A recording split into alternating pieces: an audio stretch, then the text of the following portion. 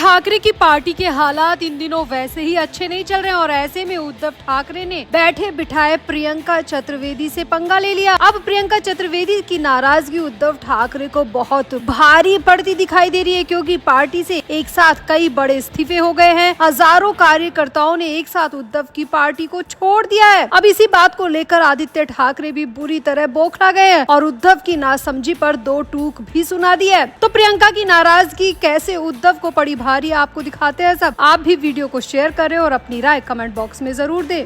तो ये तो सभी को पता है कि प्रियंका चतुर्वेदी इन दिनों पार्टी रुख का विरोध कर रही हैं। महिला आरक्षण विधेयक को लेकर प्रियंका चतुर्वेदी ने मोदी सरकार की हाँ में हाँ मिलाई थी और उद्धव ठाकरे के बयान को पूरी तरह नकार दिया था। साथ ही साथ खुद पर्सनली सोशल मीडिया पर ट्वीट करके भी मोदी सरकार के इस फैसले को सही करार दिया था और महिला आरक्षण विधेयक में वो बिल्कुल अपनी पार्टी लाइन से अलग चली गई थी। अब प्रियंका चतुर्वेदी ये सब कुछ क्यों कर रही है, सोच समझ कर रही है या फिर वो वाकई में महिला आरक्षण संशोधन विधेयक के पक्ष में खड़ी है? अब ये समझना जरूरी है कि प्रियंका चतुर्वेदी ऐसा क्यों कर रही है। तो हम आपको आगे ये भी दिखाएंगे कि प्रियंका चतुर्वेदी की इन सब बयानबाजी के पीछे असली वजह क्या है। लेकिन पहले आप ये जानिए कि प्रियंका चतुर्वेदी की नाराजगी जो उद्धव ठाकरे से पनपी है, उसकी वजह से उद्धव की पार्टी में क्या कुछ घट रहा है। तो दरअसल खबर आ रही है कि उद्धव ठाकरे की पार्टी में पिछले 24 से 36 घंटे में लगातार इस्तीफे पर इस्तीफे हो रहे। कई बड़े नेताओं ने भी इस्तीफा दे दिया। साथ ही साथ 3 से 4 हजार कार्यकर्ताओं ने भी उद्धव की पार्टी को छोड़ दिया और इन सभी ने एकनाथ शिंदे गुट को ज्वाइन कर लिया। हालांकि पहले खबर आ रही थी कि ये सभी हो सकता है बीजेपी में शामिल हो जाएं और हो सकता है ये प्रियंका चतुर्वेदी को फॉलो करने वाले ही नेता और कार्यकर्ता हो। लेकिन उद्धव को और भी बड़ा झटका तब लगा जब इन सभी ने एकनाथ शिंदे की पार्टी को ज्वाइन कर लिया। यहाँ पर आपको बता दें कि महिला आरक्षण संशोधन विधेयक के बाद में हाल ही में उद्धव ठाकरे के घर मातोश्री में एक बहुत बड़ी मीटिंग हुई थी, जिसमें उद्धव ठाकरे ने प्रियंका चतुर्वेदी से कई तरह के सवाल किए थे, जिसे नाराज होकर प्रियंका चतुर्वेदी ने पार्टी छोड़ने की धमकी भी दी थी और मीडिया में इस खबर के आने के बाद में काफी बवाल भी मचा था। और इसके बाद तो लगातार यही खबरें आ रही कि उद्धव की पार्टी से बहुत बड़े बड़े इस्तीफे हो रहे हैं, सामूहिक इस्तीफे हो रहे हैं। हजारों हजार कार्यकर्ता एक साथ उद्धव की पार्टी को छोड़कर एकनाथ शिंदे गुट में शामिल हो गए। अब प्रियंका चतुर्वेदी की नाराजगी उद्धव ठाकरे को भारी पड़ रही है, पूरी तरह साफ नजर आ रहा है और कहीं न कहीं आदित्य ठाकरे का गुस्सा भी समझ में आ रहा है, क्योंकि आदित्य ठाकरे पिछले 2-2.5 महीने से लगातार प्रियंका चतुर्वेदी को सपोर्ट कर रहे थे। राज्यसभा सीट को लेकर भी आदित्य ठाकरे ने प्रियंका चतुर्वेदी का ही सपोर्ट किया था, लेकिन वहां पर उद्धव ठाकरे और संजय राउत ने रोड़ा अटका दिया, जिसकी वजह से प्रियंका चतुर्वेदी की राज्यसभा से विदाई हो गई और इसी बात को लेकर अभी तक प्रियंका चतुर्वेदी खुन्नस में बताई जा रही है। अब प्रियंका चतुर्वेदी ने जो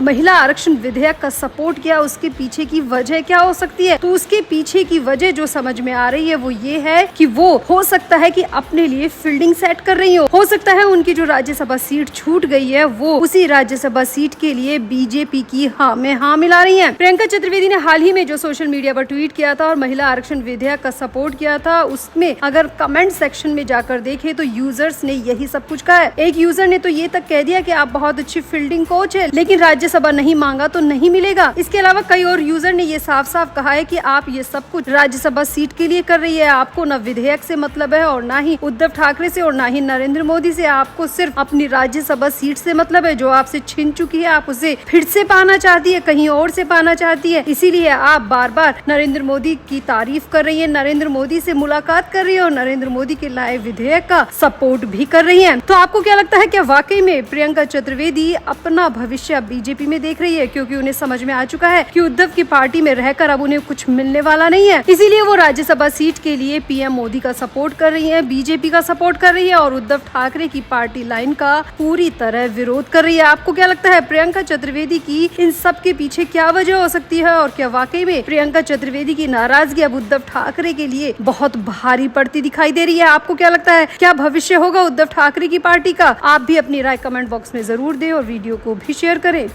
तो आपको क्या लगता है, क्या उद्धव ठाकरे भी परिवारवाद पर ही चल रहे हैं? क्या आदित्य ठाकरे को अध्यक्ष बनाकर वो सही फैसला ले रहे हैं या फिर डिजर्विंग कैंडिडेट होते हुए आदित्य को अध्यक्ष बनाना उद्धव ठाकरे की सबसे बड़ी भूल साबित हो सकती है? आपको क्या लगता है, आप भी अपनी राय कमेंट बॉक्स में जरूर दें और वीडियो को भी शेयर करें।